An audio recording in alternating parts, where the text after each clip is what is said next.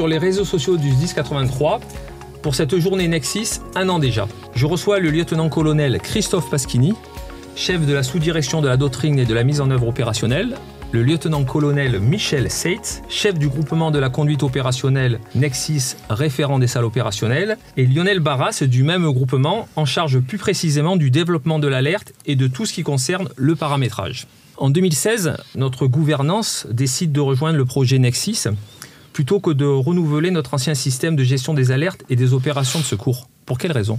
2016, notre ancien système qui s'appelait Scala, notre système opérationnel, commençait à devenir vétuste. Il y avait même des failles de sécurité. Il n'avait jamais eu d'évolution logicielle, ni même d'évolution en termes de fonctionnalité. Au même moment, au niveau de la Direction générale de la sécurité civile, il y avait une étude de faisabilité qui était lancée, de manière à essayer de constituer ce qu'on appelait le système d'information unifié, le SIU, qui était en fait l'ancêtre de Nexis. Ils ont fait ce choix de participer, de contribuer à ce groupe de travail dès 2016, de manière à pouvoir s'assurer que ce qui était prévu déjà correspondait à nos attentes, et ensuite pouvoir contribuer pour apporter l'expérience et l'expertise des sapeurs-pompiers du Var, qui en termes de gestion de crise, en termes de gestion de risque, avaient une expérience à faire partager. Alors justement, il y a tout juste 1 an, le 29 janvier 2024, 1 an déjà, notre établissement devient le premier SDIS de catégorie A à lancer Nexis en production, c'est-à-dire il est pleinement opérationnel.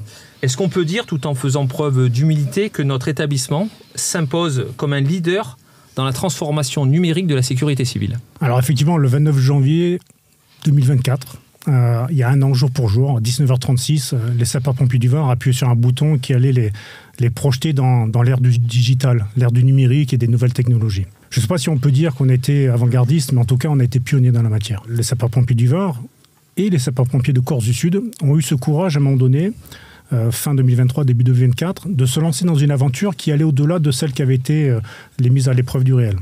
Le passage des mises à l'épreuve du réel avait été très intéressante, avait permis de confronter l'outil tout au long de son développement, de son déploiement face aux utilisateurs, mais il fallait aller au-delà. Il fallait aller, cette fois-ci, l'explorer dans la durée, dans la longueur et en production. Et c'est ce choix qui a été fait. Et en ce sens, on peut dire qu'à un moment donné, on a eu ce courage de prendre le risque et nos autorités ont eu ce courage, en tout cas, de dire lançons-nous dans l'aventure, il y a une belle montagne, allons la gravir pour ensemble réussir à faire ce qui a été fait aujourd'hui de Nexis.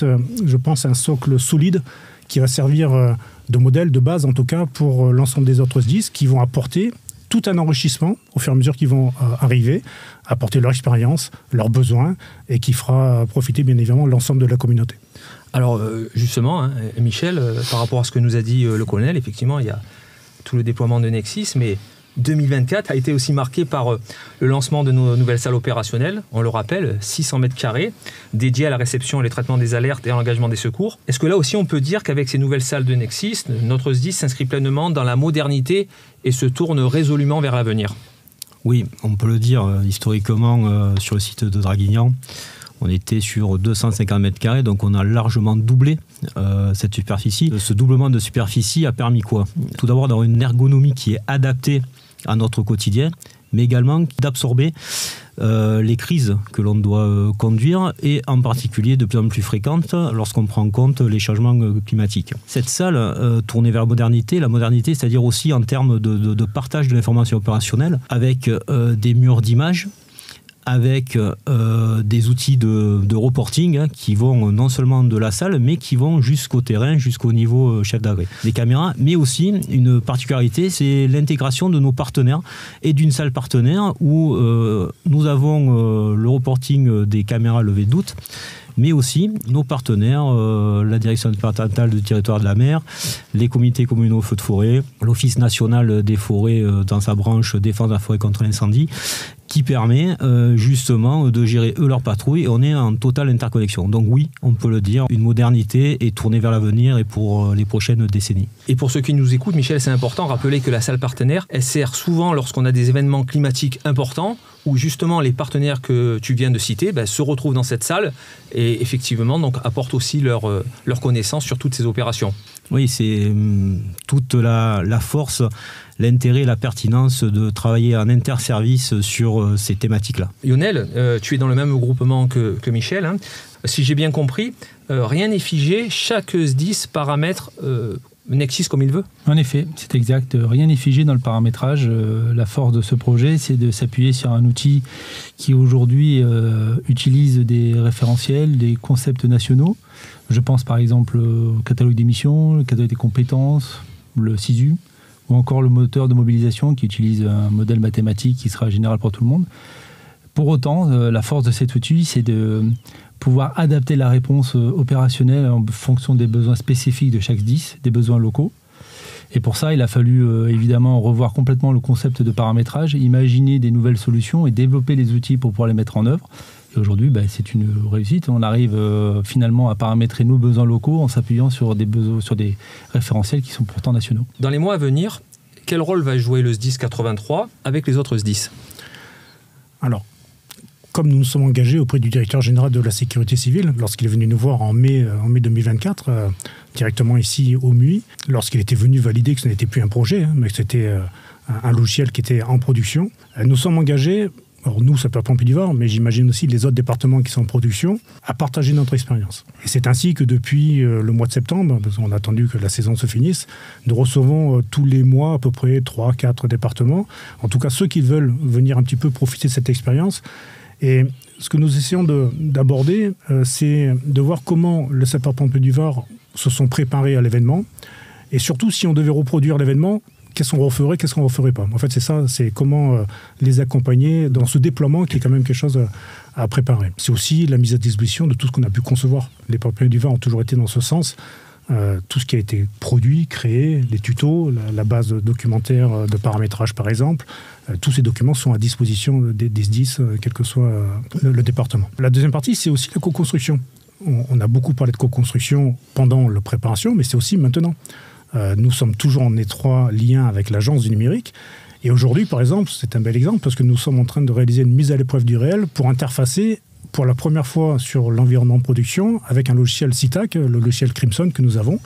Et ça, c'est encore une avancée que nous réalisons. Une autre se prépare à l'horizon, c'est de pouvoir travailler sur l'entraide entre SDIS. Mais l'entraide concrète, le département des Bouches-du-Rhône devrait rentrer dans la communauté Nexsys opérationnelle cette année. Ça sera l'occasion de voir comment deux départements limitrophes peuvent interagir ensemble au quotidien dans les missions qui sont les leurs. Le système évolue, on le voit, vous venez de l'expliquer. Est-ce qu'on découvre encore des principes qu'on n'avait peut-être pas forcément appréhendés ? Le colonel Smith le disait tout à l'heure, Nexsys est en perpétuelle évolution. Tous les 15 jours, nous avons une nouvelle version. Tous les 15 jours, nous nous enrichissons. Et à travers cet enrichissement, forcément, nous sommes obligés de nous poser des questions. Chaque département qui rentre dans la communauté apporte son expérience, apporte son besoin, qui était peut-être différent des nôtres. Nous n'avions pas une expérience récente. Le logiciel que nous avions était vieux. Donc il y a forcément beaucoup d'enrichissement à apporter. Et ça nous oblige à nous poser des questions. Nous, pompiers du Var, est-ce que cette fonctionnalité, on la prend en compte ? Comment on l'intègre ? Comment on la paramètre ? Et comment, en fait, on en fait profiter nos pompiers, mais aussi les citoyens. Alors, en janvier 2024, nous sommes passés à une salle unique, absorbée au préalable le dernier groupement, celui de l'Ouest. En termes d'organisation, le modèle prise d'appel, risque courant et risque événement répond-il aux attentes ? Effectivement, on était sur un triptyque qui était salle unique. L'intégration donc du système Nexsys et la fermeture donc, du centre de gestion d'intervention Ouest, qui représente plus de 40% des interventions dans le Var, donc c'est une part non négligeable. Et il a fallu aussi absorber tous les process et toutes les bonnes pratiques qui étaient mises en œuvre par le CGI Ouest.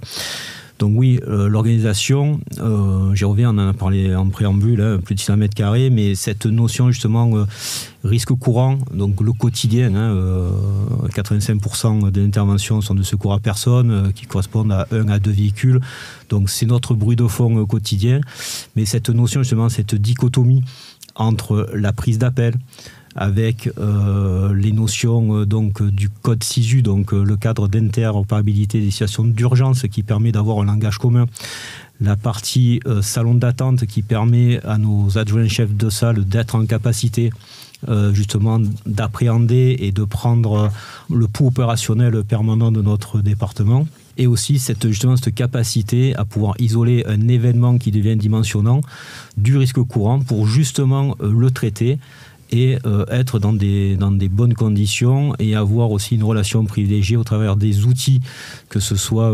l'architecture des voies radio ou bien la téléphonie, d'être au plus près et en bonne relation avec les échelons dans les territoires.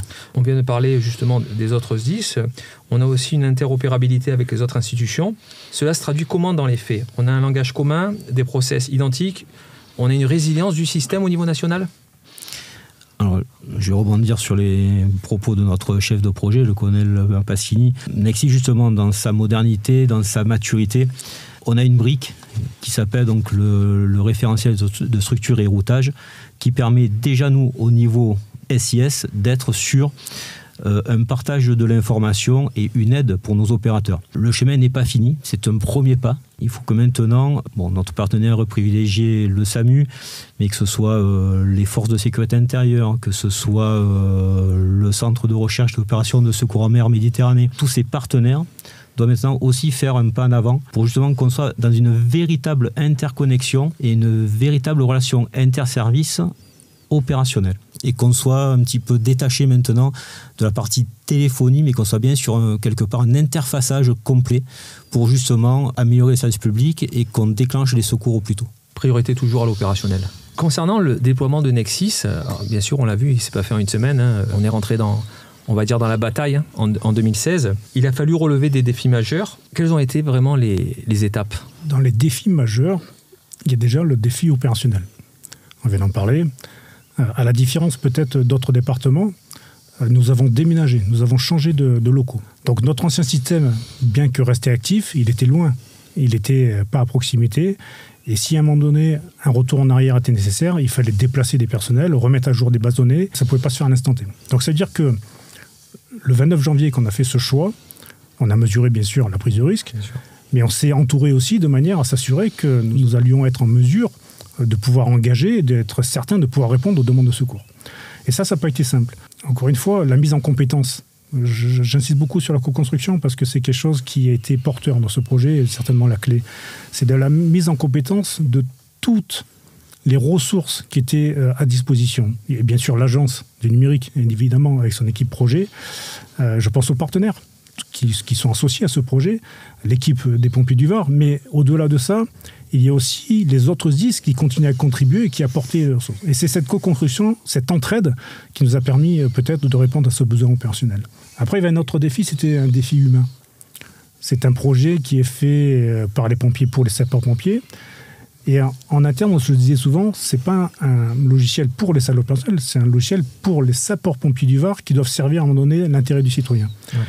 Et ce défi humain, on a essayé d'y répondre par des sollicitations, des présences, des rencontres, beaucoup de rencontres avec les chefs de centre, des utilisateurs, nos responsables politiques également, les représentants des personnels, pour faire adhérer au projet. Les mises à l'épreuve du réel ont été un gros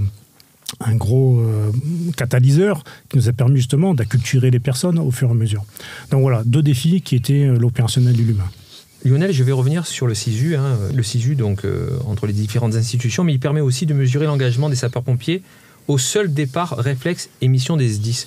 Peux-tu nous en tracer les grandes lignes ? Le SISU, déjà, c'est un référentiel national qui a été conçu et imaginé pour structurer et standardiser la prise d'appel. Ça a permis d'implémenter un arbre de qualification avec des éléments qui sont très riches, très fins. Et grâce à la finesse qu'on obtient lors de la qualification, on est capable rapidement d'identifier les départs réflexes ou les missions qui sont dévolues aux SDIS. Et au-delà de l'identifier, on peut aller plus loin maintenant parce qu'on peut aussi paramétrer des réponses beaucoup plus fiables et d'y adjoindre les ressources qui sont strictement nécessaires à faire la mission. Ce référentiel SISU est une avancée majeure pour la prise d'appel au sein des salles opérationnelles. Colonel, nouvelle salle opérationnelle, nouveau logiciel, nouveau système d'alerte, basculant en salle unique le 29 janvier. Tout cela en absorbant le flux quotidien de l'activité opérationnelle qui, elle, ne se repose pas. Même si les sapeurs-pompiers savent faire preuve d'adaptabilité, ça a été un vrai défi pour notre établissement. Oui, un défi. Au-delà du défi du département du Var, je pense qu'il faut s'ouvrir aussi vers l'extérieur. Le système Nexis a cette capacité de résilience, a cette capacité d'entraide. Ça fait partie des chantiers de l'avenir que l'on doit voir rapidement. Hein. Des SDIS de proximité comme celui des Bouches-du-Rhône va basculer Nexsys dans les prochains mois. Donc il y a une réflexion à porter. Il y a une réflexion aussi à porter sur la gestion ou l'entraide lorsqu'on est confronté à des interventions à caractère multiple. Hein. Sur l'épisode que l'on a vécu à l'automne des inondations, c'est plus de 900 appels traités en 3 heures. Donc il y a une réflexion à porter sur cette entraide. Il y a une réflexion à porter sur le partage de la charge, même une réflexion à porter sur le partage au quotidien de la charge, de la prise d'appel. Voilà, on est dans une période où on doit être en capacité d'inventer tout en gardant un niveau de service public, mais en étant dans de l'efficience et peut-être de la mutualisation. Tout à l'heure, vous l'avez évoqué, 2025, des priorités à venir, des enjeux, des axes d'amélioration pour Nexsys, de la nouvelle formation pour les agents. On s'est fixé, on est en train en tout cas d'affiner le calendrier, mais on s'est fixé 2 objectifs principaux. On vient d'en parler, c'est l'entraide et le SDIS 13. Il y a un vrai travail de construction à la fois technique et même doctrinal. C'est beaucoup plus puissant que ça. Les SDIS limitrophes, entre eux, en général, ont des conventions d'assistance mutuelle. Comment nous allons traduire ces conventions, à la fois dans la doctrine, avec la puissance que nous offre Nexsys, mais aussi comment on va le traduire d'un point de vue paramétrage. Le deuxième point, c'est l'interfaçage avec le SAMU. Là où les pompiers du Var se sont concentrés sur le déploiement, le débugage, les réglages, d'autres départements continuent à travailler en parallèle, notamment sur les interfaçages avec les logiciels de la santé. Les SDIS 58 et 44 ont bien avancé là-dessus. Et quand je les cite eux, c'est parce qu'ils ont leur SAMU, en tout cas le même logiciel que le nôtre. Et tous les travaux qu'ils ont pu faire, et la semaine dernière, le SDIS 58 a pu lancer les premiers tests techniques et qui ont été assez concluants. Forcément, vous nous bénéficiez. Cette année, on va pouvoir se lancer avec notre SAMU, donc la SAMU 83, sur quelque chose qui ira beaucoup plus loin que ce que nous faisons aujourd'hui. Mais en 2016, en acceptant de prendre des risques pour construire l'avenir, est-ce que le SDIS s'est inscrit comme un acteur clé de l'innovation au service de la sécurité civile ? Alors, je ne sais pas si on peut dire qu'on a été un acteur clé. En tout cas, si on l'a été, d'autres l'ont été avec nous. Moi, je pense qu'on a été un partenaire sérieux, impliqué, visionnaire, parce qu'en 2016, on s'est posé les bonnes questions, on a fait les bons choix. Ils n'étaient pas négligeables, ils étaient peut-être audacieux, mais en tout cas, c'était les bons choix. Et puis, on a eu ce courage, voilà, cette prise de risque, à un moment donné, de se dire, voilà, pris un peu à la gorge aussi, hein, mais en tout cas, il fallait que nous nous lancions dans cette aventure-là. Colonel, pour conclure, un petit mot personnel par rapport à ce projet qui, on le rappelle, date depuis 2016. Vous faites bien de le souligner parce qu'on a tendance à l'oublier, mais derrière tout ce projet, il y a effectivement une équipe créative, parce qu'il a fallu inventer des choses, compétentes, résilientes et surtout très motivées. Mais au-delà de l'équipe, il y a les pompiers du Var.